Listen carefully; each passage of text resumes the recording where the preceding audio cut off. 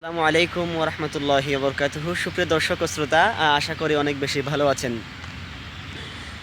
আমরা যখন অসুস্থ হয়ে পড়ি তখন আমাদের কয়েকটা জিনিস প্রয়োজন। তোর মধ্যে একটি হচ্ছে ভালো ওষুধ, বা আরেকটি হচ্ছে ভেরি ইম্পর্টেন্ট, সেটা হচ্ছে একটা এনভায়রনমেন্ট, ভালো পরিবেশ।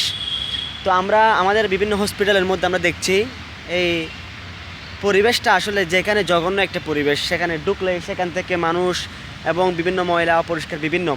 কিন্তু আজকে আমি এসেছি চট্টগ্রাম চক্ষু হাসপাতালে এসেছি। মাশাআল্লাহ, এখানকার পরিবেশ এটা অসাধারণ একটি পরিবেশ। এখানে বিভিন্ন ফুলে সুসজ্জিত করা হয়েছে। একদম আসলে ফুল দেখানো তো সম্ভব না, যতটুকু দেখাতে পারছি। এখন পরিবেশটা আসলে অসাধারণ একটা পরিবেশ আমি দেখতে পাচ্ছি।